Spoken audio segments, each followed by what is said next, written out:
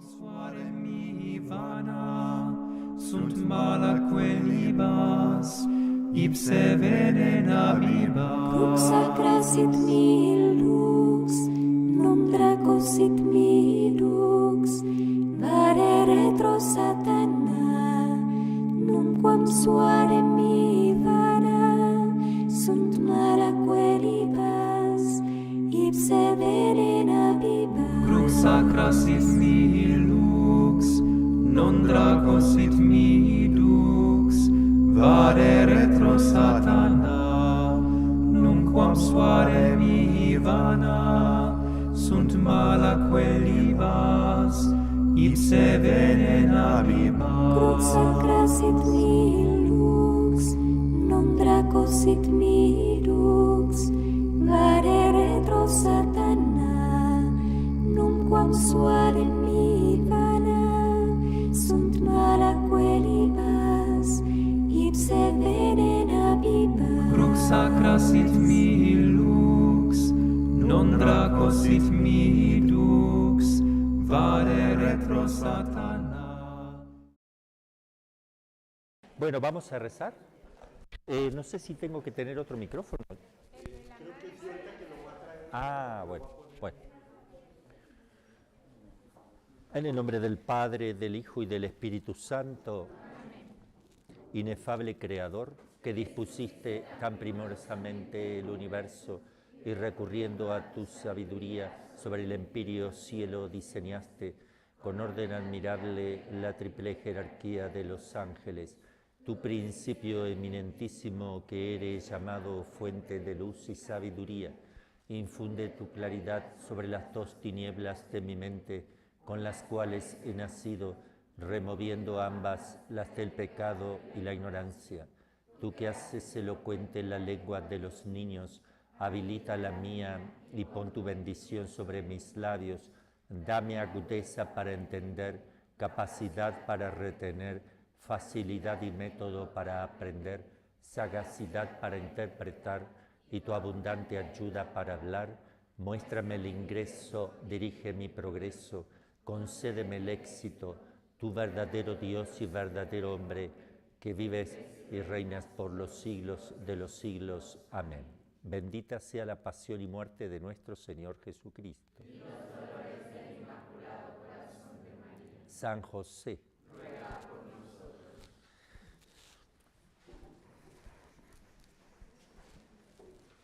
¿Estamos listos para comenzar? Bien, entonces estábamos viendo un poco la historia. Es importante ver la historia, sobre todo de la pastoral de exorcismo, sobre todo lo que son los primeros siglos. Digamos que está allí toda la fuerza de la doctrina pura. Y es importante sobre todo analizar la vida de Jesús, cómo es que él operaba, cómo obraba. Entonces vamos a ir viendo esto. Habíamos empezado, voy a retomar en la vida de Cristo y de los apóstoles también. Habíamos nombrado pasajes de la Sagrada Escritura. Hay 6 casos en especial, o sea, hay muchos casos, pero hay 6 en especial, porque está descrito, está narrado de otra manera, pero hay muchos más casos, y más bien un 7º también episodio que podemos analizar. En primer lugar, el poseso de la sinagoga de Cafarnaúm, en Marcos 1:23 y Lucas 4:31.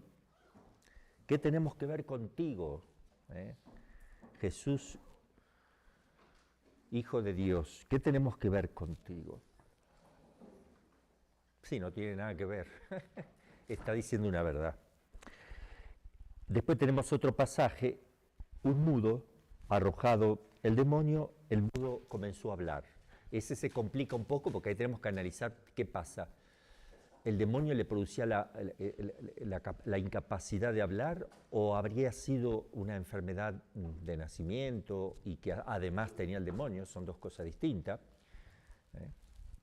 ¿O toda enfermedad es del demonio? Tenemos que analizar eso. Algunos dicen que sí, otros que no. Todo eso lo vamos a ir viendo ahora enseguidita. Otro pasaje de un mudo en Lucas 11:14, expulsado el demonio, habló el mudo. La hija de la cananea también, es otro pasaje, en Mateo 15, 21 y Marcos 7, 14. Después hay otro pasaje llamado el pasaje del lunático, en Mateo 17, 14, Marcos 9, 14 y Lucas 9, 37. El lunático, esa expresión hace alusión al que tiene cambios bruscos de carácter y de humor, lo que hoy podrían llamarse o podría confundirse con la bipolaridad. Podría confundirse. Entonces hay que analizar también cómo es eso.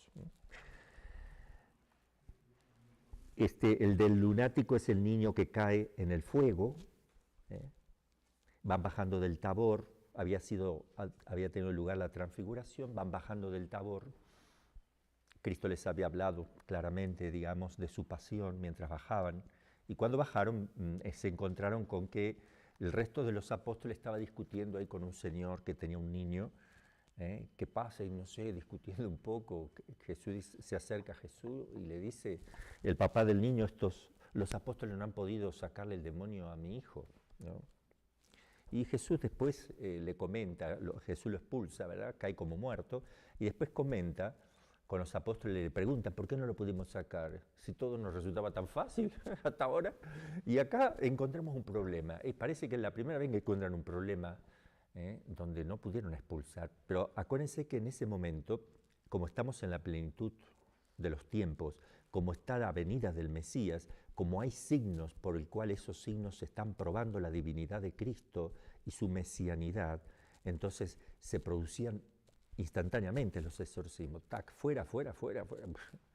Ahora no pasa así, ya está. Eso era para confirmar la doctrina de Cristo, es una forma de confirmarlo, porque nadie que expulsa al demonio con propia autoridad puede ser una farsa, digamos, ¿no? O puede falsificar su mesianidad. Entonces, pero acá los apóstoles, Jesús les permitió, a ver, ¿qué pasa? Saquen, a ver, ¿qué pasa? Entonces, cierta clase de demonios, atención, se necesita oración y penitencia. Eso se lo va diciendo más bien a las generaciones futuras. No vayan a pensar que todo es tan fácil. A mí me resulta fácil, no hay ningún problema, pero ustedes tendrán que tener fe, hacer ayuno, penitencia, sacrificio, ¿verdad? Yo estaré con ustedes, les ayudaré, pero no es tan fácil. Ya lo vamos a ver que no es tan fácil como en la época de Cristo. Porque hoy día muchos exorcistas nuevos creen que uno hace uno y ya está, se tuvo que haber ido. No es así.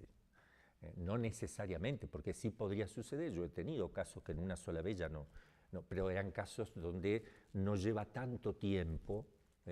Empezó el problema hace un mes, le hicieron un maleficio un mes, entonces el demonio está ahí, está débil, no está bien arraigado, no está ahí bien aferrado todavía. Entonces es más fácil y la persona se arrepiente de corazón, se dan todas las condiciones para que se vaya, se fue inmediatamente. Pero otros no, y otros siguen, y otros hasta la muerte tendrán que estar así, porque a veces el Señor permite eso para la purificación de la persona o para salvar almas, para muchos motivos, ¿verdad? Como tenemos casos de algunos santos como Santa María de Jesús crucificado, que murió posesa. Santa Gema estuvo posesa también, le duró como una semanita y media por ahí, donde su director espiritual, el padre Cristian, creo que es, ¿no? No, ¿cómo era? El director espiritual de Santa Gema, ¿se acuerdan? Pero es beato ahora. Yo no me acuerdo. Cristian, me parece. No me acuerdo. Ya la vejez me va traicionando. Bueno, después tenemos la expulsión del demonio en el país de los Gerasenos, donde hay 2 endemoniados enfurecidos en los sepulcros que le tienen miedo porque agreden muy fuertemente, se golpeaban con piedras, o sea, muy fuertes los casos estos.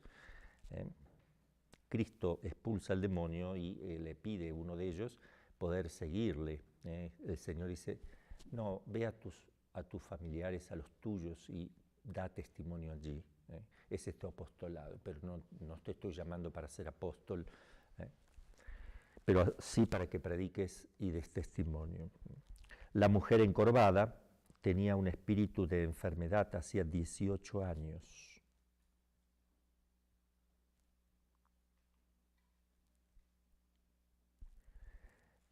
Recuerden también aquel pasaje de los Gerasenos donde también aquí los demonios le piden salir, o sea, no le piden salir de la persona, le piden entrar en los cerdos, porque sabían que ya no les quedaba otra que salir, entonces pidieron si podían ir a los cerdos. Prefieren los cerdos y no el infierno. ¿Okay? Ahí tiene una explicación de fondo. El infierno les insoporta, o sea, ellos no dejan de estar en el infierno en primer lugar, pero están aplicando sus operaciones desde el infierno, donde tienen su esencia, aplican operaciones a distancia, como hace un espíritu que no tiene límite, no tiene dimensión, aplica sus acciones operativas en el lugar, está actuando en el lugar, con su entendimiento y voluntad, y cada acto que realiza el ángel es un instante angélico. Y él va realizando actos, él con su inteligencia y voluntad mueve a la persona, no necesita moverla con músculo, no tiene. Entonces, con la inteligencia y la voluntad, que son las únicas dos operaciones espirituales que ellos tienen, desde el infierno, donde nunca salen, actúan con el permiso, con la permisión de Dios, están actuando y se hacen presente tal cual, como si estarían con su esencia, porque sus operaciones son las únicas que él puede realizar y ellos están donde están operando también, sin dejar de estar donde están con su esencia completa. Estas son sus operaciones. Y entonces ellos piden que les deje estar presente con sus operaciones, antes que estar totalmente en el infierno con sus operaciones incluidas, le piden que puedan entrar en los cerdos. Jesús se lo permite. Yo creo que se lo permitió para dar testimonio también, para mostrar que los cerdos, que era la máxima representación del pecado, se identificara con ellos de alguna manera y que vean lo que sucede, la catástrofe de que le espera a una persona que está relacionada esencialmente con el pecado, el acantilado, que es el abismo. Entonces, ahí tenemos muchas figuras. Los demonios desesperados piden al menos un instante más y se tiran al acantilado porque ellos no soportan la vida, no soportan nada. Y se tiran, porque Jesús les permite que se tiren. El cerdo, que es un animal curvo, que tiene el hocico hacia el barro y que vive comiendo ahí, lo que inmediatamente tiene delante de la nariz simboliza el pecado. El hombre que no levanta la mirada hacia el cielo, que no puede porque está curvo y está hecho para mirar lo que tiene delante de su nariz. Entonces por eso, y un animal sucio, siempre está sucio, está siempre masticando el barro, el lodo podrido, ¿verdad? Entonces es símbolo del pecado, es el animal impuro para el judío. Y qué coincidencia, ¿no?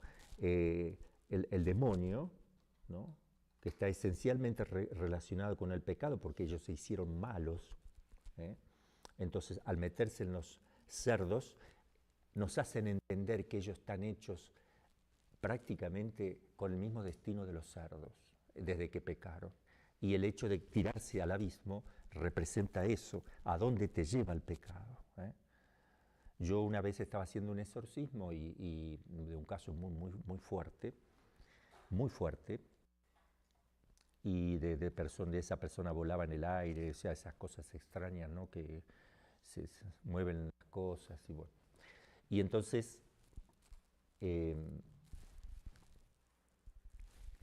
estaba haciendo el exorcismo, la chica estaba de 24 años, estaba en la cama sostenida por varios sacerdotes y mucha gente que estaba ahí, estaba lleno el lugar porque el demonio gritaba como un lobo, pero fuerte, como perros así, aullando, y aullaban todos los perros de la zona, eran como las 12 de la noche, ese día.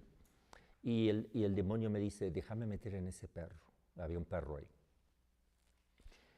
Y yo le iba a decir que no, porque nos enseña la pastoral, la experiencia de los exorcistas, nunca permitamos nada, porque si yo le permito se va a meter en el perro y va a morder a alguien, va a hacer daño por mi imprudencia. Yo le iba a decir no cuando ya se metió, así que digo, bueno, yo no se lo permití, pero se metió y el demonio empezó a girar así de una manera que asustó a todos los presentes y se quedó mirando hacia arriba con las patitas metidas así, igual que estaba, la posesa metía las manos y los pies los metía así para adentro también, quedaba enrollada así y quedaban los ojos blancos, totalmente blanco, y entonces el perro hizo exactamente lo mismo, quedó en la misma posición, uno veía la posesa acá y el perro estaba igualito, con las patitas metidas adentro y con la boca abierta. Entonces sacamos el perro hacia afuera, que no vea a la persona posesa ni la gente, lo sacamos hacia el fondo arrastrándolo, y entonces agarré agua bendita y le eché, como tenía la boca abierta, le eché una gotita. Cuando la agüita tocó la boca del perro, aullaba la chica como que le quemaba, se sentía dentro de la casa, ¡au, au! Así, ¿no? Entonces, a ver, otra gotita, lo mismo, lo mismo. Y estábamos ahí 2 o 3 sacerdotes mirando y yo le mostraba un poco la relación. Y es imposible que nos esté viendo porque está a la pared, está dentro de una casa donde dimos toda una vuelta y nos fuimos para el fondo. Y quedó muerto, después el perro quedó muerto, lo quemamos, el perro de la casa era, ¿no? Lo quemamos, le prendimos fuego y lo tapamos. A los 3 días veníamos con el vicario general de la diócesis y venía la mamá, no, la suegra de la chica y otra persona más, se creó otro sacerdote más, y frenan de golpe justo llegando a la casa porque el perro está ahí adelante y no los deja pasar, el mismo perro. Guante se llamaba el perro, Guante. Entonces la señora dice, es mi perro, a ver, Guante. Y furioso, sí, hasta que fue retrocediendo, y cuando se metieron con la camioneta en la casa, miraron, ya no estaba más el perro. Les resultó extraño. Bueno, son esas cosas que uno dice, esto pasará alguna vez cada tanto, pero a nosotros nos ha pasado. Damos testimonio todo lo que estábamos ahí. Pero bueno, eso también para que vean que sí puede suceder, no muy frecuente, esto, porque este caso es muy grande que tuve, del cual yo fui a comentar con el padre Amort estos casos, porque viajé 2 veces a hablar, nos duró 1 año el caso este, y dijo, esto es un caso grosso, un pece grosso. A mí nunca me tocó, dice, un caso así de esta naturaleza. Y bueno, ustedes, dice, empezaron con la universidad porque fue mi primer caso. Yo estuve 3 años con el padre Amort, pero cuando fui a la Argentina, me llamó el obispo, ¿tuviste con el padre Amort? Anda a agarrar este caso. Bueno, tremendo. Volaba en el aire, sacaba... Ya les iré contando cosas y tal vez pueda mostrar, porque ya falleció ella y todo, y podemos llegar a mostrar alguna foto cuando ella quedó crucificada, porque cuando quedó liberada quedó crucificada, fue el signo de la liberación y se le aparecieron los estigmas, la pasión de Jesús, sudaba sangre. Entonces tengo unas fotos, no de la posesión, porque no me gusta mostrar eso, pero sí de algún fenómeno místico que ya está en juicio de la Iglesia y ha sido aprobado el santuario que pidió la Virgen a través de ella, ya fue aprobado y ya está el santuario. Esto también le da fundamento sólido a la cuestión. Sí.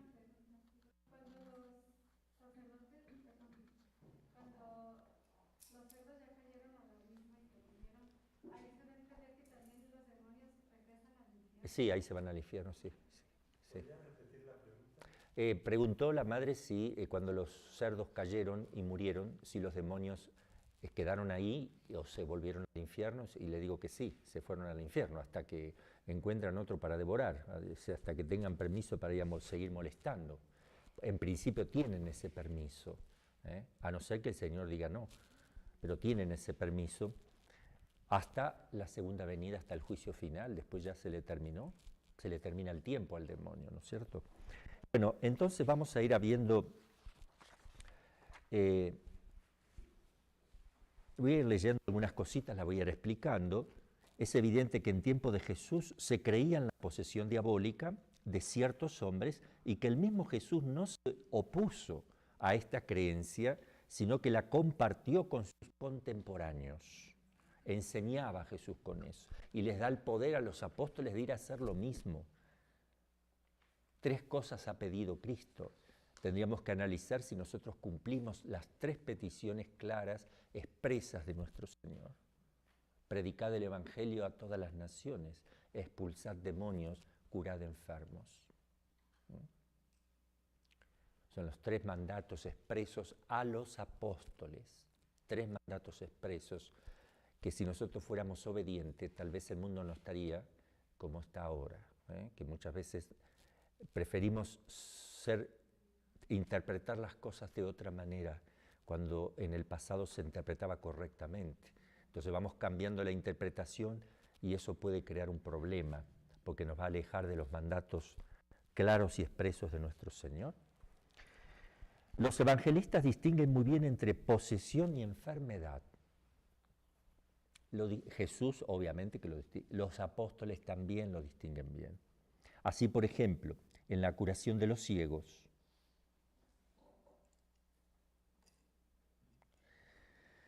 hay un caso el caso de San Juan, capítulo 5, donde aparece el ciego de capítulo 9, donde aparece el ciego de nacimiento. Le preguntan los apóstoles, Señor, ¿quién pecó?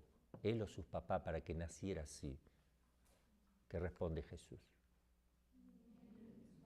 Ni él ni sus padres. O sea, eso es muy claro. O sea, no es que pecaste y por eso te quedas ciego, te quedas sordo. Son consecuencias del pecado original, en general.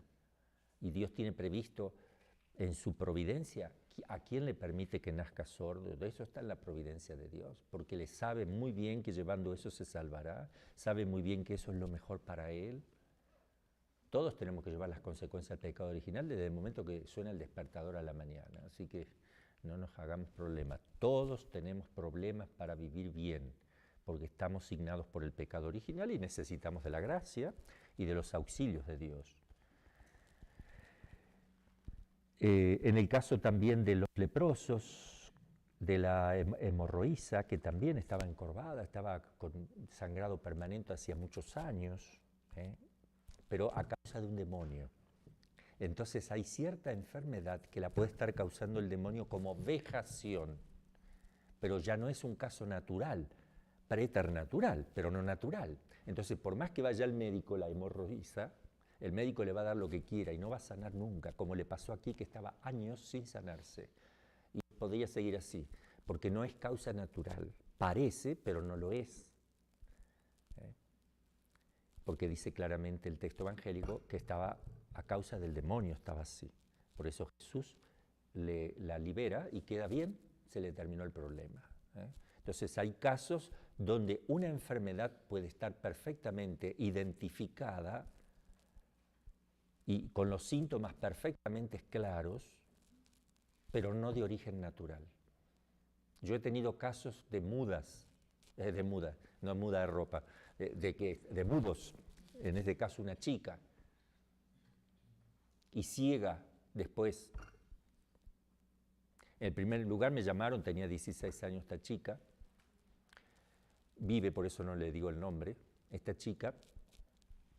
Decían que tenía epilepsia los médicos, ¿verdad? Entonces los papás vinieron a verme, vinieron los papás solos a decirme que la hija tenía epilepsia, que se caía al piso y qué sé yo, y hacía cosas extrañas. Y yo le pregunté, a ver, ¿cómo es eso? En primer lugar, ¿tenías lesión cerebral? ¿Hicieron tomografía? No. Porque tienen que hacer una tomografía para ver si no hay lesión cerebral, no hay epilepsia. Es muy simple. No lo hicimos. ¿Y cómo son las convulsiones? ¿Por qué dicen que es epilepsia? Porque ella cae al suelo y se pone furiosa y empieza a increpar y habla en lenguas, en otras lenguas y hay que hacer fuerza. Eso no es una epilepsia, amigo. El médico sabe, usted le dijeron eso, pero el médico no sabe. ¿Por qué? ¿Por qué no sabe? Porque como él no tiene en mente que la persona tiene un alma, no tiene en mente que existe otra persona que puede hacerle daño, que puede tomar posesión de su cuerpo, él no tiene idea. Entonces, ¿qué va a decir si dicen que se cayó al piso y empieza a gritar? Todo eso dice, bueno, esto lo deben estar exagerando. Epilepsia. Y le dan para la epilepsia su medicación y no le hace efecto. Le digo, ¿le hace efecto la medicación para la epilepsia? No. ¿Para qué se la dan? No sabemos qué hacer. Bueno, si no hace efecto algo, no lo tomes. O sea, si hace efecto es epilepsia. Si no hace efecto, no lo es. Mire usted, ya está. Primero, no es epilepsia porque no es el efecto de una epilepsia. Segundo, le dan el medicamento y no le produce efecto. Segunda cosa para tener en cuenta. Tercero, no tenía lesión cerebral. O no le estudiaron o no saben si tenía lesión cerebral. Entonces fui a verla y cuando la fui a ver, el demonio ni bien me vio, quiso simular una epilepsia. Así que se fue al suelo, ¿no? Empezó así, le digo, mírame. Me miró, bestia, ya empezó a decirme de todo, se le terminó la epilepsia. Al otro día, desesperado, padre, no habla. Y la tuve una semana hasta que yo pude ir sin hablar, muda. Entonces fui, le hice una oración con el aceitito bendito, le hice un exorcismo y empezó a hablar, obviamente. Milagro, decía el papá, y no es milagro. Es que el demonio dejó de molestar nada más. O sea, es una cosa que estaba haciendo el demonio, no es que no quedó muda, la mantenían muda. Y después, un poquito más adelante, ciega, no veía nada. Nada, con los ojos abiertos. Estuvo así varios días hasta que pude ir de vuelta, le hice la oración, ya veía de vuelta. Y en fin, he tenido muchos casos raros también con este caso, muchas cuestiones muy extrañas. A esta le salió una aguja de tejer por la cabeza. Así la aguja es larga. Y fue saliendo y levantándose la piel cuando salía. Y gritando, ¡ah! Y los papás todos desesperados, ¿no? No es que esté saliendo de adentro, es una simulación que hace el demonio, se está materializando. Porque no puede entrar eso en la cabeza, obviamente. A ver, démelo, lo metí en una bolsa. ¿Qué más sacó? Sacó dinero por la boca, poquito, de poco valor, si no la podemos usar para hacer beneficencias. Sacó azufre, resortes, clavos, fue a orinar y salió gritando porque fue a orinar y orinó garrapatas vivas. Y en el inodoro se veían cómo andaban las garrapatas ahí. Es imposible que en la vejiga humana haya garrapatas. Es imposible, es una cosa totalmente disparatada. Pues vimos las garrapatas ahí tratando de salvarse del líquido, que se iban muriendo, obviamente, ahí. Pero el demonio las hace aparecer ahí y hace la sensación de que están saliendo y uno ve que salen. Y otras cosas más, una vez, bueno, después ya llegará el momento en que les hablaré de otras cosas que han pasado acá con esta chica, que gracias a Dios quedó liberada después de mucho tiempo y mucho esfuerzo. No vayan a pensar que es fácil. Y vamos a ver por qué a veces no funciona, a veces vamos a ver cómo hay que hacer para que funcione la liberación de una persona. Porque a veces la finalidad que tiene eso es la conversión de la misma persona que padece eso. Otras veces no es esa la finalidad principal y pueden cambiar mucho las reglas de juego. Porque Dios puede permitir que una persona pase por eso como Santa María de Jesús crucificado hasta la muerte. Porque con eso salva muchísimas almas y es un instrumento de santificación. Entonces, por eso es que no es decir, yo soy exorcista, te saco todo exorcismo, quedan liberados. No siempre quedan liberados. Entonces, hay otros planes de Dios, hay distintos planes de Dios, que lo vamos a ir viendo también para que el exorcista no se desanime. Y hay que aprender a detectar cuando el caso va a ser de mucho tiempo. Uno se puede dar cuenta, vamos a ir mostrando, ojalá. Si no me acuerdo yo, me preguntan, pero tenemos que ir viendo, a ver, ¿cómo sabe uno que esto va a durar mucho? ¿Cómo sabe que esto más bien piensa uno que puede ser algo que no viene por culpa de la persona, sino que es algo que Dios está permitiendo para la conversión de los pecadores o por alguna otra gracia? Sí.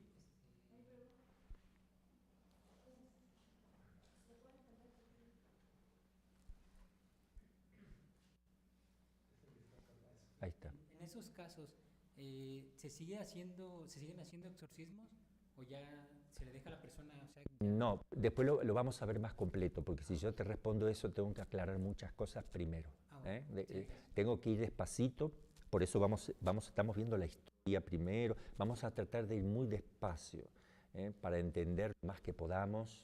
Sí es importante distinguir esto.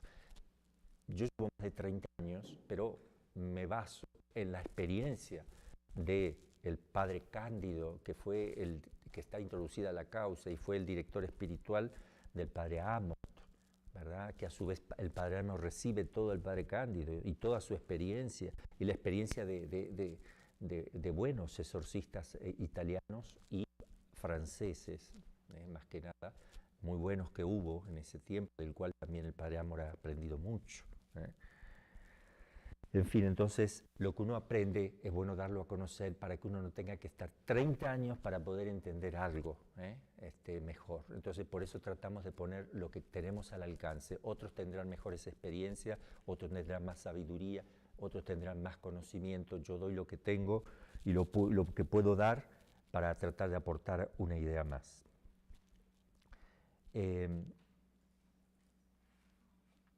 No es una enfermedad corporal, aunque frecuentemente vaya unida con diversas afecciones o los síntomas de la posesión diabólica difieran poco y aún nada de lo que se manifiestan en los desarreglos nerviosos. La causa es distinta en uno y otro caso, es decir, una cosa cuando tiene origen natural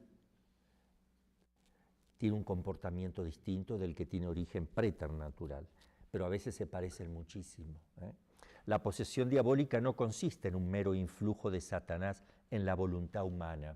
Acuérdense que vimos un esquema cómo actúa el demonio en la persona y cómo actúa Dios y cómo uno maneja sus potencias para distinguir. No es lo mismo, no actúa el demonio cuando toma posesión o está vejando a una persona o está poniéndole pensamientos obsesivos, está actuando preternaturalmente, está fuera de la ley natural. Entonces, cuando está tentando, está en el plano ordinario. Entonces, la acción del demonio en la tentación es distinta que cuando hace acciones preternaturales, que ya no son naturales. Entonces va a usar tácticas distintas, pero siempre estará tentándolo. La tentación siempre está. Entonces llega a la tentación también a través de la memoria, de la imaginación. A través también la tentación puede venir por movimientos del apetito sensitivo, no la voluntad. No puede el demonio mover la voluntad. Intenta mover, y eso lo puede hacer despóticamente, el apetito sensitivo, las pasiones, las puede mover directamente. Puede poner él, por ejemplo, sensación de desgano tremendo en la oración. Uno ya se da cuenta que eso no es natural, ordinario, es algo más fuerte. No puedo rezar, ya no puedo, me da asco. Repugnancia a la oración o repugnancia de ir a comulgar, cosas que uno dice, esto no es lo ordinario, esto está saliendo del parámetro. Entonces actúa de forma distinta. Y repito, él puede poner sensaciones también y a veces puede poner puede actuar sobre la sensibilidad sin ser un acto aún preternatural, porque la tentación no es solamente ideas, son movimientos. No solamente hace que te vayas hacia un recuerdo para hacerte daño, te lleva hacia un recuerdo, sino que te puede poner una imagen, pero además te puede mover sensiblemente. Eso está en su campo. Él no puede tocar las potencias espirituales, entendimiento y voluntad, pero puede tocar la sensibilidad, sentidos externos, internos, todas las pasiones, sentimientos. Entonces hay que tener mucho cuidado. Él pone división, por ejemplo, cuando está actuando preternaturalmente en un poseso.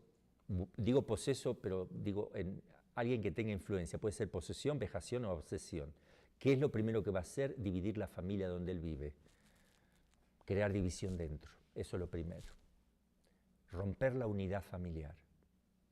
El papá empieza a discutir con la mamá, el chico también, los hermanos se pelean, están tensionados, están nerviosos. Todo eso lo puede manejar el demonio.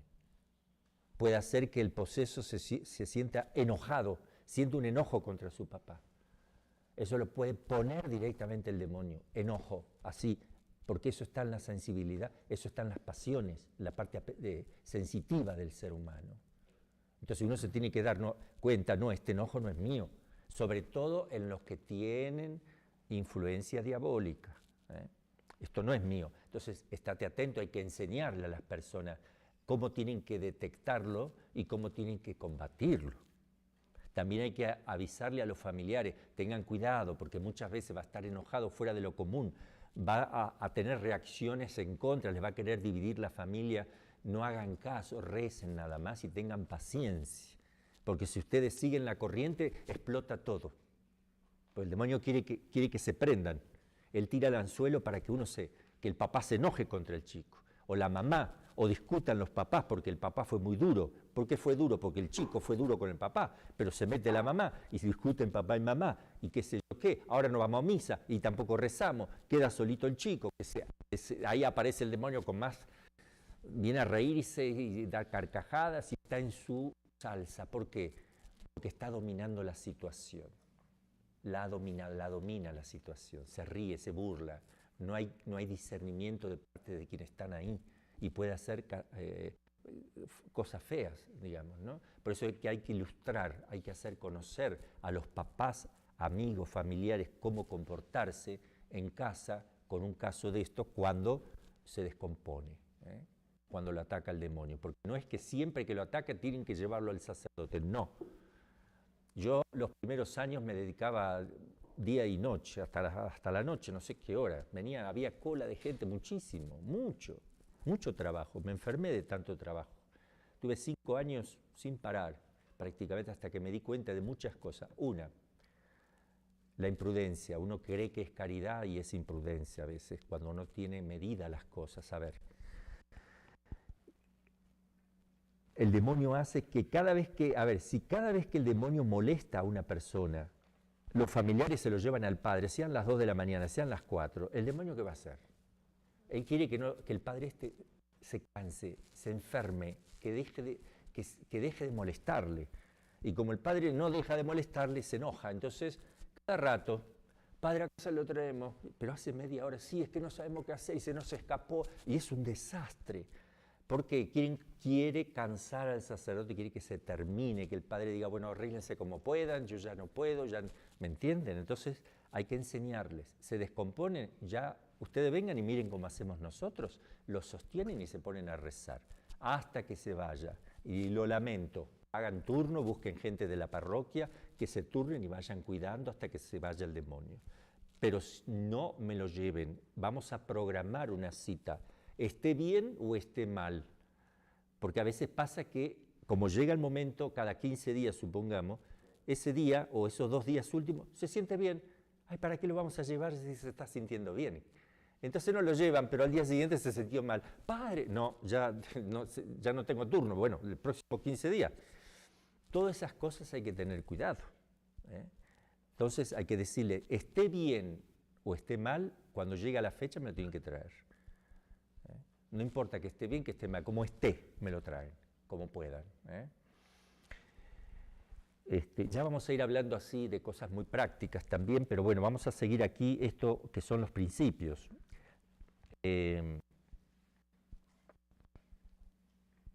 La posesión diabólica es más bien un influjo físico de Satanás en la parte inferior del hombre, un enseñoreamiento de los órganos corporales y de las potencias del alma, indirectamente de las potencias del alma, de suerte que el demonio ejerce poder formal en el hombre y abusa de los órganos y potencias de éste, es usurpador del hombre.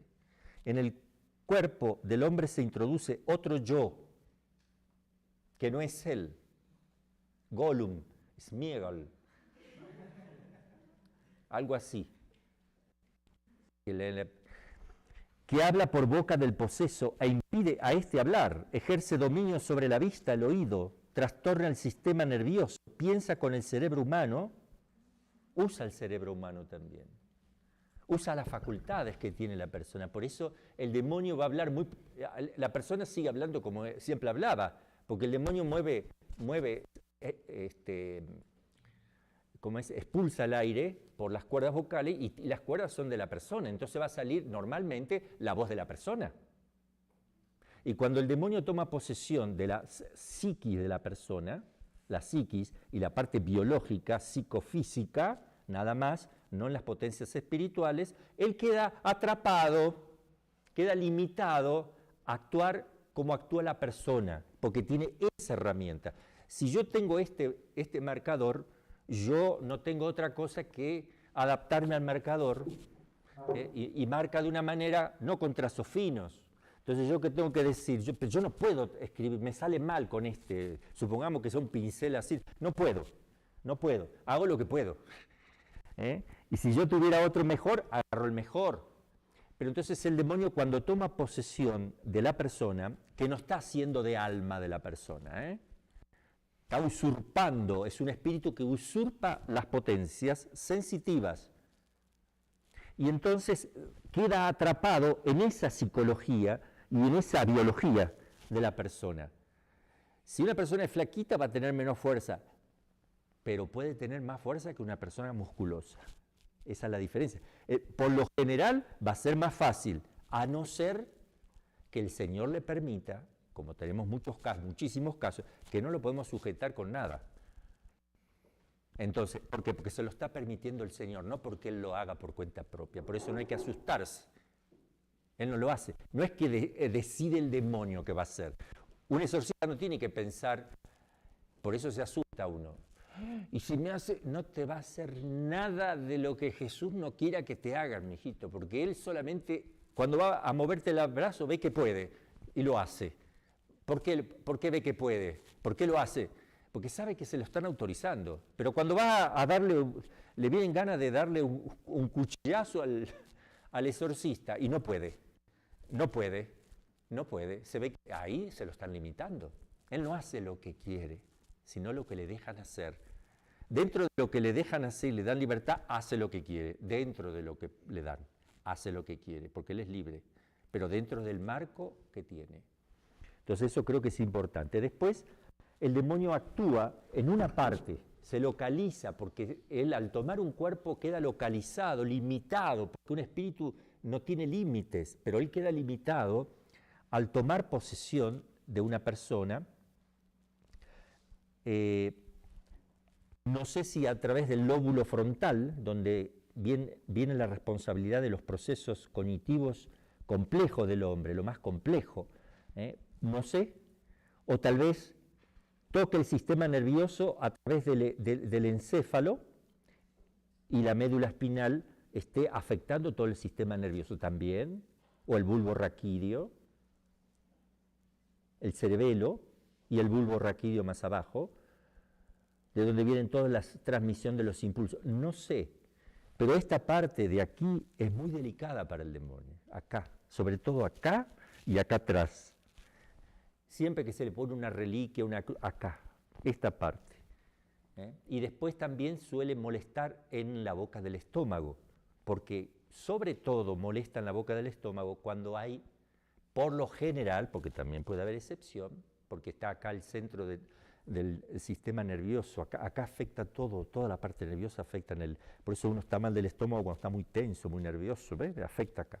Pero por lo general siente molestias fuertes aquí y quiere vomitar porque le han hecho un maleficio donde le han dado alguna vez algo de comer o beber, entonces está relacionado con eso, por eso quiere vomitar. Y aunque no vomite nada, solo baba, es bueno eso, porque no necesita vomitar algo porque no tiene nada dentro. Lo tuvo en su momento, pues ya no lo tiene. Pero a veces puede vomitar lo que tuvo antes, no porque esté ahora, sino porque lo hace aparecer. Entonces puede vomitar algo que le dieron, un sapo que ha salido por un caso que hemos tenido, un sapo muerto, todo lleno de baba, es una cosa fea, o puede salir un gusano, o puede salir baba, o puede salir simplemente vómito, y la persona dice, yo no comí esto, yo no comí nada ayer y hoy tampoco, y estas cosas verdes así, o sea, no son de la persona, o puede ser de la persona, eso varía mucho, pero provocado por el demonio. Entonces, el demonio tiene que localizarse en algún lado. Por ahí a veces el maleficio puede estar relacionado, qué sé yo, a ver, por decir así, con esta parte del pecho. A ver, ¿por qué? Porque hicieron un muñequito y ahí es donde están clavando alfileres. Entonces, es ahí donde el demonio ataca, porque le están dando poder para atacar ahí. ¿Quién? Un hombre libre. que ha hecho un maleficio libre. Y Dios permite, a veces ni lo permite, pero muchas veces lo permite para el bien de los hombres. O, no sé, la pierna, toda la pierna, tiene problema con toda la pierna, no sé, le ataca la pierna. Hay que ver por qué, algo pasó con la pierna, algo está relacionado con la pierna. Entonces hay que ver un poquito también eso. Desde el tiempo en que está así, a veces es desde el seno de la mamá, porque lo entregaron, lo consagró la abuela, o lo consagró la mamá, o el papá, o un tío que era brujo, cuando se enteró que estaba embarazada, se lo entregó y Dios le permitió, por alguna razón. O después, de chiquito, en la escuela, no sé, se metieron con cosas raras, o no se metió con ninguna cosa rara, sino simplemente se lo hicieron. Hay muchas posibilidades que ya vamos a ir viendo. Cuando veamos toda la parte de maleficios, los vamos a clasificar, vamos a ver ciertas cosas, cómo se hace con eso, también en su momento. Sí. Claro, madre.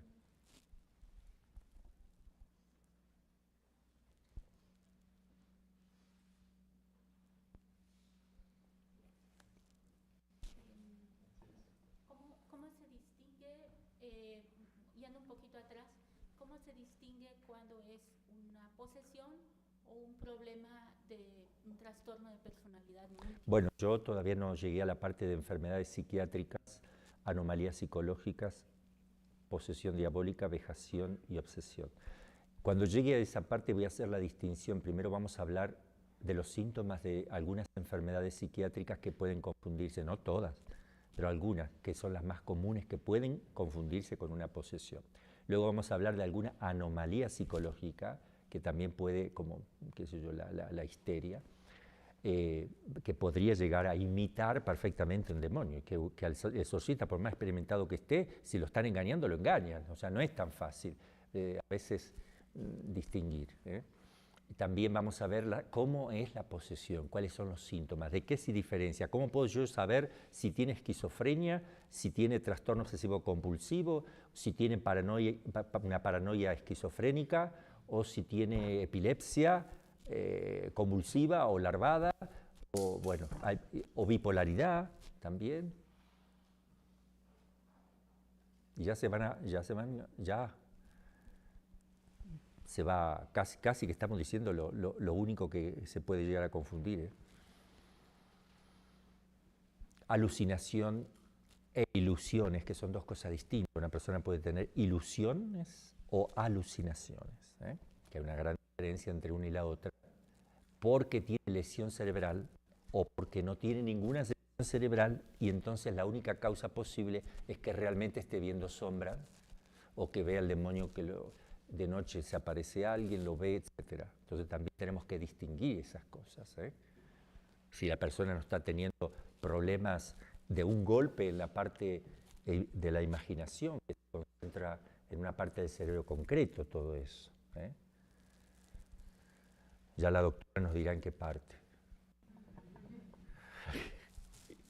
Vamos a buscar una lupa y vamos a empezar a buscar. No, podemos traer una vez una foto del cerebro y localizando, por ejemplo, el centro de la memoria, y eso te puede ayudar, pero ya más o menos, no estamos dando clases de biología, ¿verdad? Pero creo que todos sabemos más o menos que eso tiene su centro en el cerebro y que puede alterarse con un golpe. Se puede perder la memoria parcial o totalmente. Con un golpe o sin ningún golpe, si uno nació ya con algún problemita, pueden aparecer, puede ver cosas que en realidad no es el demonio, sino que se lo imagina la persona y no hay nada real afuera. Eso se llama alucinación. O la ilusión es distinta. Tiene fundamento afuera, pero se equivoca en la interpretación. Como cuando uno ve un espejo de agua en el desierto. ¡Agua! Y era un reflejo del sol en la arena. Se equivoca, sí. El objeto está afuera, sí, está afuera, pero no era lo que yo veía. Entonces puede ser alucinación o ilusiones. La alucinación no tiene objeto externo real para nada. Es todo acá. Esa es la gran diferencia. Bueno, cierto que solo con el consentimiento de Dios puede el demonio ejercer tal violencia en el hombre. Pero el consentimiento divino es tan posible como lo es en general la permisión del mal. Así como Dios permite el mal. Porque uno dice, ¿por qué no le frena la mano al que va a robar un banco? ¿Por qué no se la paraliza? ¿Por qué si una persona le quiere clavar un cuchillo al otro se lo puede hacer? ¿Por qué alguien va y dispara a niños en un colegio para matarlos y no se frena la bala en el aire? O no le traba el gatillo. O no hace que se caiga la persona. Porque somos libres. ¿Ok? Hay límites. Cuando el Señor ve, porque tu ángel de la guarda actúa también. Tal vez en algún momento alguien te quería robar y ni te enteraste, porque el Señor por un problema hizo que se fuera por otro lado. Ni te enteraste. Claro que Él interviene muchísimo a través del ángel de la guarda, pero permite el mal. Entonces también al demonio le permite el mal, pero lo limita. Porque dice San Agustín que si Dios le diera al demonio poder total de lo que él puede hacer, aniquila a la humanidad en instantes, la aniquila toda la humanidad, porque es un espíritu. Entonces, partiendo de eso, quédate tranquilo. Claro que te puede hacer, te puede aniquilar en 2 segundos, pero como no depende de él y solamente él puede hacer lo que Dios le permite, estamos tranquilos. No tenemos que tener miedo. Cuando tú dudas que te puede hacer algo más allá y falta tu confianza, algo te va a hacer. Entonces un exorcista no puede exorcizar o hacer oración de liberación si tiene miedo, si no tiene confianza en Dios. No puede. Directamente encárgate a dedicarte a otra cosa. Dedicate a tener primero confianza, porque la tienes que tener sí o sí, porque la confianza y el abandono en Dios son virtudes fundamentales para la salvación eterna. Porque uno no se salva por sí mismo, se salva confiando en Dios, que Él me salva, no me salvo yo. Pero el consentimiento divino es tan posible como lo es en general la permisión del mal. Sucede ello en castigo o para humillación del hombre, a fin de que éste vea la malicia de Satanás y se guarde de él, para acrecentamiento de la fe, para glorificación de Cristo, de su iglesia. La permisión divina es independiente del estado moral del hombre, de suerte que puede darse en personas piadosas y santas también. Más suele el hombre con el pecado, el hombre suele preparar más todavía el camino, eso sí. Abrir la puerta al demonio o contribuir con el libre albedrío a la malicia del demonio. Tales estados demoníacos van siempre acompañados de grandes peligros espirituales, mas también aquí es cierto que Dios no permite que el hombre sea tentado sobre sus fuerzas y que cuanto mayores son los combates y los peligros, tanto mayores gracias concede y tanto mayor premio reserva al que se esfuerza y vence. El Salvador transmitió a la Iglesia el poder de lanzar los demonios. Es su esposa la Iglesia. Y ésta lo ejerce mediante los exorcistas, los exorcismos o conjuros. El exorcista es el obispo de cada diócesis. Por el hecho de ser obispo, la Iglesia determina, ya lo determina, lo puede sacar también si quiere, pero lo estableció así, que el hecho de nombrar a alguien obispo le está dando la potestad de ser exorcista y le da la potestad de delegarlo también si él lo cree conveniente. Entonces el obispo puede delegarlo. No se preocupe que muy fácilmente lo va a delegar, sobre todo en estos días donde es muy fácil, es muy difícil encontrar obispos que hagan exorcismos, es muy difícil. Claro, tienen mucho que hacer, está bien, están ocupados, tienen que hacer otras cosas, ¿verdad? Entonces, si ven que no pueden, tienen que delegar a alguien, tienen que nombrar un exorcista oficial. De hecho, pide la Iglesia que tenga uno nombrado por si no puede él, o por si no estuviera él. Tiene que haber uno nombrado en cada diócesis, obligatorio es eso, lo pide el código, que haya un exorcista oficial, al menos uno. Padre, Sí. una pregunta, es que hubo un caso en Colombia de un obispo que no nombra exorcista y tampoco hace exorcismo. Pues él dice que él es exorcista, pero no ha tenido ningún caso y prohíbe a los sacerdotes hacer liberación.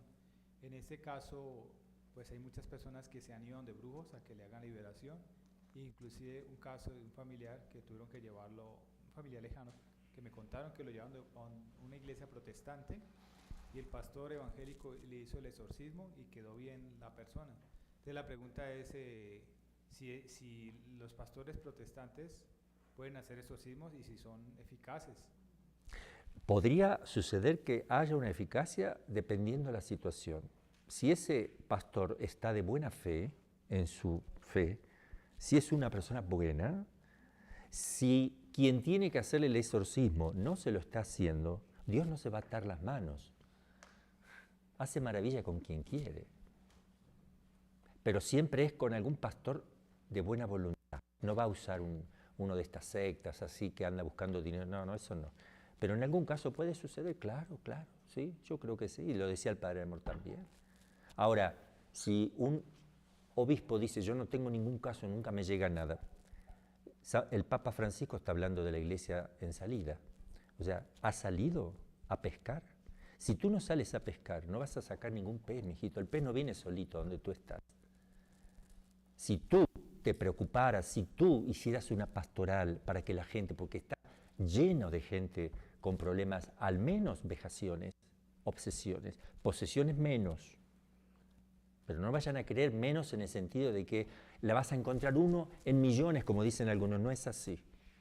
Ese que dice así es porque nunca tiene caso. ¿Por qué no tiene caso? Porque no se dedica a eso. Pero yo estando en la Argentina, cuando se corrió, yo tenía 12 sacerdotes ayudándome. Impresionante. Y de eso venían muy seguido posesiones, muy seguido. ¿Por qué? Porque vienen de otros países, de lugares donde ni siquiera los van a atender, no saben qué hacer. Y creen que viniendo con un viaje larguísimo, al menos una sola vez queden listos, pero no queda listo, a veces no, tienen que seguir viniendo. Entonces también hay que aclarar eso. Por eso es que es importante, no vas a sacar peces si no te pones a pescar. No vas a tener casos que vengan, porque son gente desesperada, gente que va a los curanderos porque nadie se preocupa de ellos. Pon un cartel, avisa en la diócesis que si hay una persona que tenga algún síntoma, que atiéndalo igual, aunque sea un loco, aunque sea una persona que miente, lo que sea. A ver, ven adelante mío, ¿qué te pasa? Y ve a un psiquiatra porque creo que puede ser esquizofrenia. Va al psiquiatra y efectivamente le dan medicación y funciona bien la medicación. Se está sintiendo bien. Bueno, era esquizofrenia, pero ven que yo te hago una pastoral. A ver, ¿vas a misa? No. ¿Te confiesas? No. Vamos a hacer una confesión general, te voy a preparar de toda tu vida y trae a tu papá, a tu mamá, tus hermanos. Y los hace preparar, los confiesas. Y cada tanto le dice, si quieres venir cada 2 meses, 5 minutos te pongo un sacerdote que te haga una dirección espiritual y te ayude. Todos necesitamos dirección espiritual, sobre todo los enfermos. Ah, no, esto no es una posesión, que vaya al psiquiatra. Pero no vas a hacer nada como sacerdote, que vaya al psiquiatra nada más. Y no necesita confesarse, ¿no le preguntaste? No, estos son todos locos. No, mijito, tú no sabes lo que estás haciendo. Eso no es ser pastor, sino lobo. Entonces el pastor cuida a las ovejas, se preocupa de ellas, le da de comer. Entonces, sea cual sea el caso que viene, hay que atender y escuchar enteramente. Hay que pedir ayuda de profesionales si se necesita, pero no mires para otro lado porque es rara la persona que viene. Y por ahí le tienes miedo porque puede ser posesión o puede ser que estés re loco. Ayúdalos. Pon una pastoral para personas con problemas psiquiátricos, pero también que sepa distinguir psiquiatría, psicología y posesión diabólica.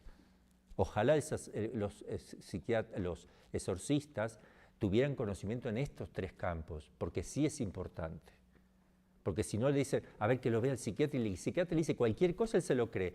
O si no, lo manda al psiquiatra para ver si el psiquiatra le dice que está poseso, a ver, quiero que vea si está poseso o no. Eso es del sacerdote, mijito. No es del psiquiatra. El psiquiatra puede decir si tiene o no esquizofrenia, pero no te va a decir está poseso o no. Por favor. Si no tiene ni idea. Y aparte, si tiene idea, no tiene la gracia. Entonces, yo puedo tener un psiquiatra colaborador que vea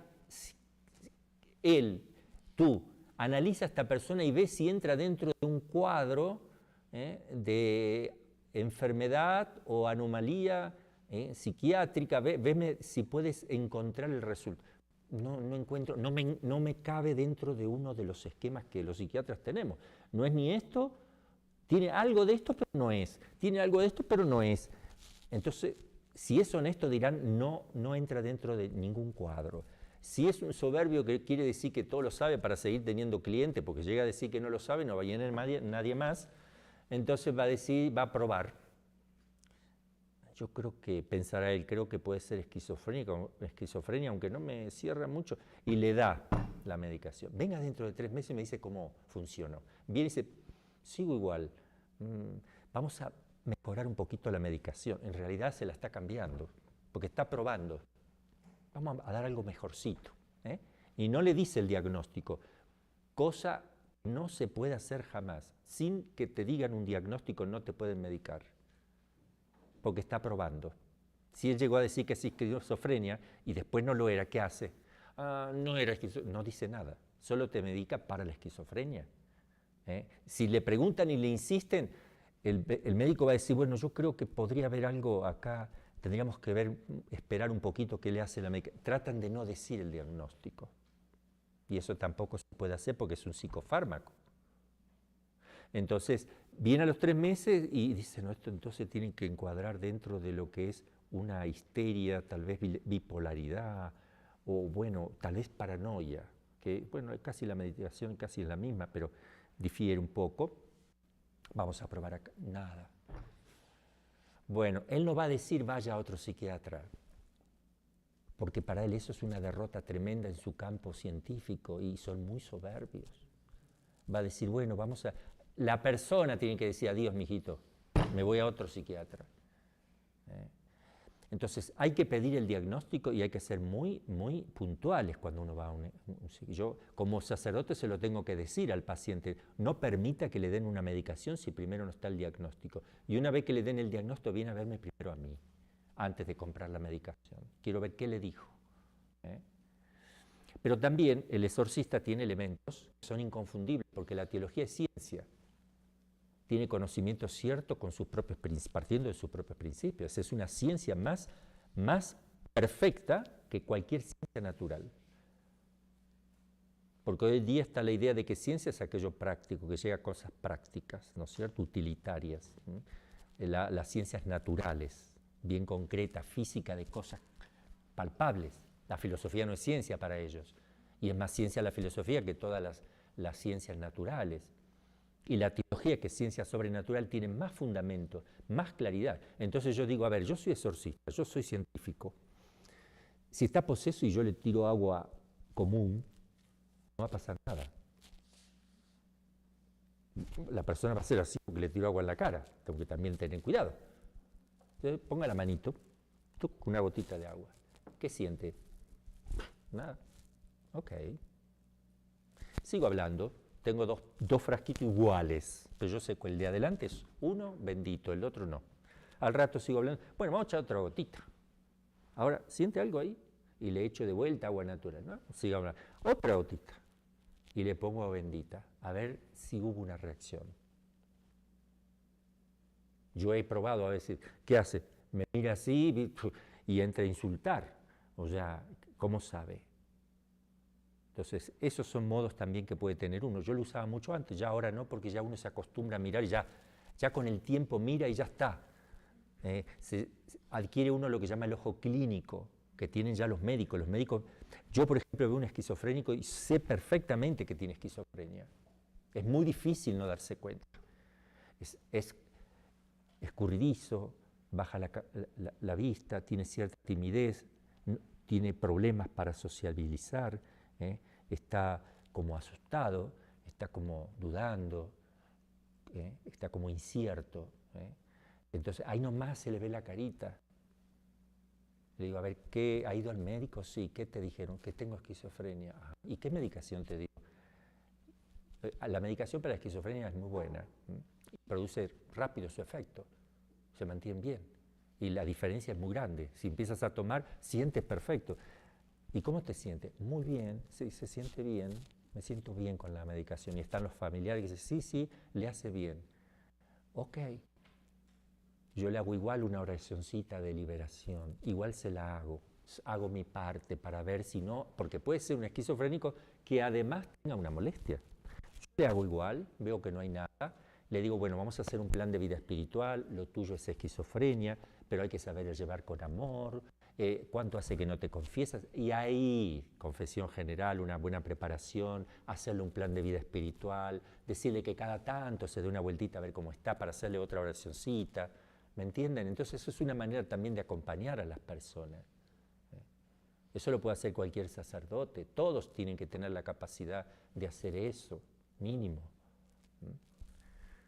Bueno, no quiero meterme mucho porque esto lo vamos a ver en su momento cuando estemos analizando las enfermedades, que vamos a ver los síntomas, eso va a ser muy importante, porque van a darse cuenta que ustedes también que todos tenemos alguna anomalía. No existe el ser perfecto excepto Cristo y María, ¿verdad? Bueno, perdón que estaba yo, me confundí por dónde iba.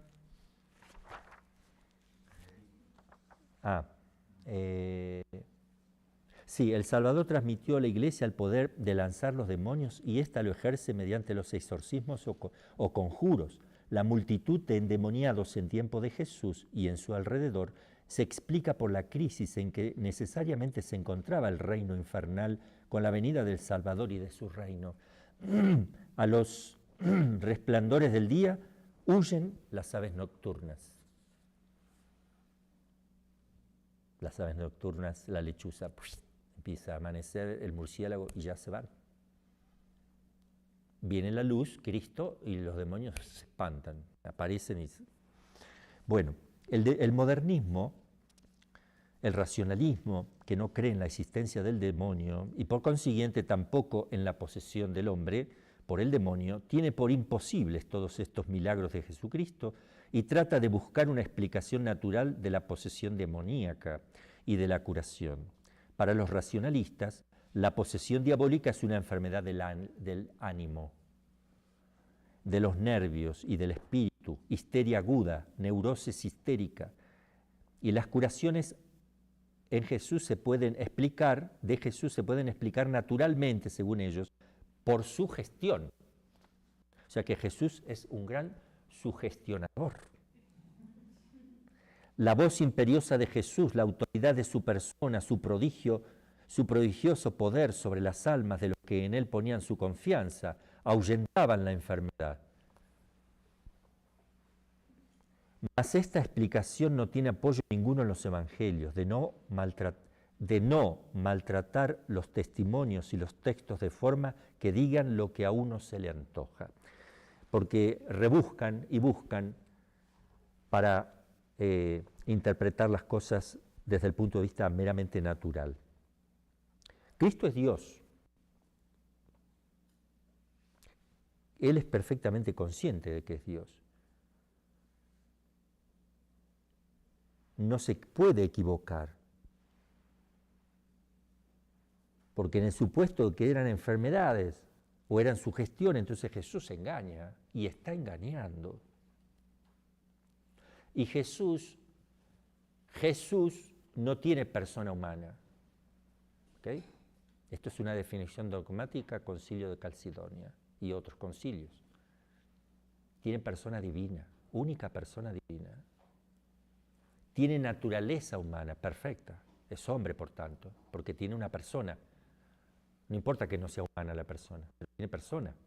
Y tiene naturaleza humana y divina. Esa persona es el verbo. Cuando Jesús dice yo, ese es el verbo de Dios. Ese yo es divino.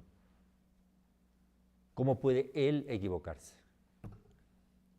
No, es que Jesús se iba dando de poquito cuenta que él era Dios. Se iba dando que él era el Mesías. Con el tiempo se fue dando cuenta, entonces yo debo ser el Mesías. Claro, y mi mamá, ¿qué hace acá, María? Capaz que yo no debo tener ni papá humano.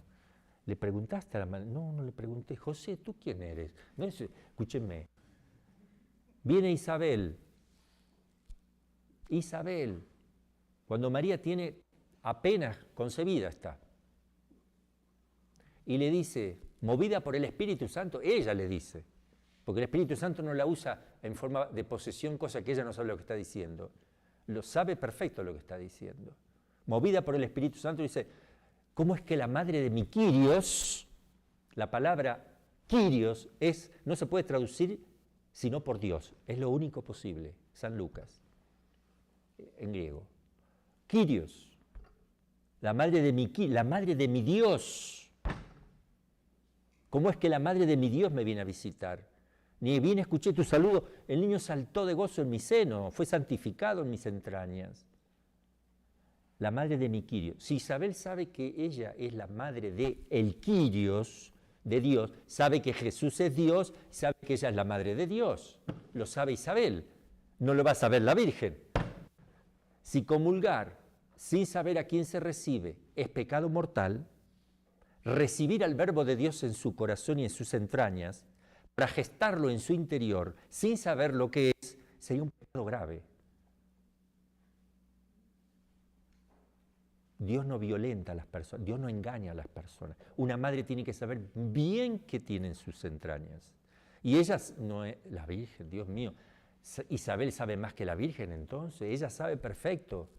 Ella sabe que no ha tenido relación con un varón y sabe que hay un bebé. Sabe que ese bebé está en ella y lo está gestando porque ve que se va creciendo y se le da cada tanto una patadita o una caricia de cariño. Sabe que es de ella, pero sabe que no es de ella también. ¿Y quién es? Entonces este es hombre y es Dios. Y sabía que su yo era divino, porque cuando Ninito le miraba, ¿quién miraba ahí? No mira a un hombre, mira a una persona, no un hombre. Una persona mira a través de una naturaleza humana que son los ojos. Mira a un hombre, mira una persona. ¿Quién es esa persona única, divina? Te mira el Verbo a través de ojos humanos, pero el que mira es el Verbo. El niñito cuando la miró la Virgen veía a Dios ahí, pero tenía que cambiarle los pañales. ¿Quién se hacía popó? ¿La naturaleza humana se hace popó? No. La naturaleza humana no existe si no está asumida por una persona. Es la persona que se hace popó. El Verbo se hace popó. ¿Por qué? Porque tiene naturaleza humana. Acá se dice popó en México. Sí. Porque tiene naturaleza humana, pero ¿quién se hace popó? El Verbo. Dios mío, qué humillación. Y bueno, ahora entendemos lo que es hacerse... Claro que es humillante. Lo van a escupir también. ¿A quién? ¿La cara de un hombre van a escupir? La cara de un hombre sí, pero escupen a la persona, escupen. Al Verbo escupen, porque tiene cara y rostro humano para ser escupido. Por eso le llega al Verbo la escupida. No le queda en la cara del hombre. Le queda en la cara del yo.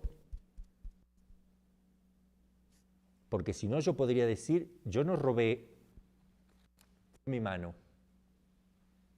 No, la persona roba, no la mano. ¿Ok? ¿Quién se hace popó? ¿Los intestinos? La persona se hace popó. ¿Quién llora? La persona. ¿Quién tiene hambre? La persona. No tiene hambre la pancita. Esto es muy importante porque hay una crisis de fe en la cristología tremenda y no amarán jamás a Cristo porque no lo conocen. Ni en los conventos, muchas veces, ni en algunos seminarios, o muchos, no lo conocen. No pueden amarlo. ¿Quién va a dar la vida por un hombre? Por el Verbo que se hizo carne, sí. Por Dios lo hago. Es una visión protestante que se mete en la Iglesia Católica. Pero hasta los protestantes, muchos de ellos, creen en la divinidad de Cristo. Entra la mentalidad protestante aguada, sincretista, esa llega a meterse. Porque todos somos muy inteligentes para dar teología, somos sabios, sabemos todo, los teólogos saben todo. Como se basan en la razón, todo lo que no es comprensible para su pequeña cabecita lo niegan o lo tergiversan. no se someten al misterio, no se arrodillan ante el misterio, no besan el suelo ante el misterio. Yo para decir la verdad me tengo que humillar porque no tengo que decir nada mío. El que dice la verdad ni le tienen que decir gracias, porque lo único que hace es un conducto que transmite nada más. En cambio, el erudito es el yo soy el que lo dice. Esta teoría es mía, yo soy. Aplaudan. Entonces, todo eso hay que... Mire si va a hacer exorcismo uno de estos teólogos que andan negando la divinidad de Cristo, o que Cristo no se daba cuenta, era un inútil, pobre hombre. A los 12 años le dio una lección a todos los doctores de la ley. Y para decirle a todos los doctores de la ley que estaban sobrecogidos de la sabiduría de un niño imposible. ¿De dónde sale este niño? Venían los papás allá. ¿De dónde sale? ¡Ay, viene tu papá! ¿Cómo debe saber tu papá? Si este sabe cómo le han enseñado. Porque esto no es posible. Ahí viene la mamá también. Y, hijo, ¿por qué nos has hecho esto? Tu padre y yo te buscamos. Tu padre y yo te buscamos. ¿Cómo? ¿Por qué me buscaban? ¿No saben que debo ocuparme de las cosas de mi padre? Y todos escuchan. Dijo, tu padre y yo te buscamos. ¿Por qué me buscan? Le dice a José y a María. Yo debo ocuparme de las cosas de mi padre. Entonces no es el padre. San José y María roja ante los doctores, como diciendo, ¿y el padre? Entonces, la mujer del Génesis, que aparece la mujer con el bebé en sus entrañas, y no hay hombre ahí. ¡Wow! Y Isaías dice, una virgen concibe y da luz. Virgen. A ver, ¿qué está pasando acá? Jesús no le contesta a la Virgen y a José, le contesta a los doctores, que ya se estaban planteando si no era el Mesías, porque esto no lo puede hacer un niño, y si no será el Hijo de Dios Padre, el Hijo del Hombre que tenemos acá delante. Y le contestó indirectamente a todos, cuando dijo, debo ocuparme de las cosas. No fue un regaño a la mamá. Eso me molesta tanto. Regañó a su mamá y por su falta de confianza. Por favor. Está dando luz a todos los doctores. Ellos no comprendieron, María y José, por qué le dijo eso. Claro, ¿qué van a comprender? Porque no se lo estaban diciendo a ellos, se lo estaban diciendo a los doctores. Y cuando iban volviendo, seguramente María, ¿por qué has dicho eso? Mamá, no te lo dije a ti, obviamente, se lo dije a ellos. Y él hace así, ¿se acuerdan cuando va a resucitar a Lázaro? Padre, te doy gracias porque me has escuchado, yo sé que siempre me escuchas. Y no pasaba nada, porque todavía seguía ahí adentro. No lo digo por mí, lo digo por estos que me están escuchando, para que crean. ¿Ven? Él habla por los otros. Acá habló por los doctores. Y muchas veces decía cosas para los otros. Por ejemplo, a veces dijo en la última cena, dijo, cuando Pedro dijo, nunca me lavarás los pies. Si no te lavo, Pedro, los pies, no tendrás parte conmigo. Además, el que está bañado no necesita Señor, si fuera así, báñame todo. No, Pedro. Solo los pies, porque el que se ha bañado no necesita bañarse de vuelta, porque ustedes están limpios, aunque no todos. A Judas que estaba por ahí, porque él se lo estaba diciendo a Pedro, pero hablaba para Judas. Entonces también lo hizo muchas veces a eso Jesús. Por eso no entendemos que Jesús le haya respondido, porque uno cree que se lo respondió a la Virgen y a José.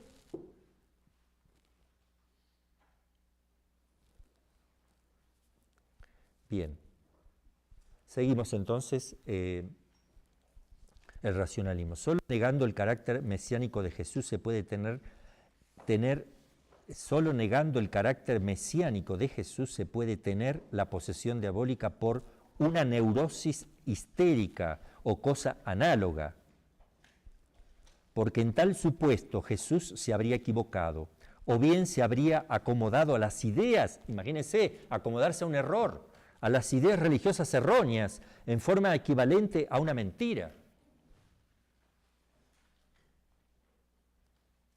Dirige la palabra a los demonios, les increpa y los lanza fuera. no aparece la agitación del comediante, sino la santa seriedad del Hijo de Dios, del más fuerte, que viene sobre el fuerte, a derrotarlo. Además, Jesús mismo nos da testimonio de que lanza a los demonios por virtud del Espíritu Santo. Bueno, la próxima vez les voy a dar, muy cortito, vamos a hablar de Cristología. En 20 minutos les voy a hacer la distinción de la naturaleza humana divina, la persona de Cristo, las ciencias que tuvo Cristo, ciencia de visión beatífica, la ciencia adquirida, la ciencia infusa, todo, porque si no, no vamos a entender a nuestro Maestro, a nuestro Señor, a nuestro Esposo, y no vamos a entender nada del exorcismo, ni vamos a entender nada del demonio, porque tenemos un concepto totalmente equivocado de Cristo. ¿Qué voy a poder hacer si no conozco ni siquiera lo más esencial que es a Cristo? Bien, vamos a dejar acá, hacemos la oración.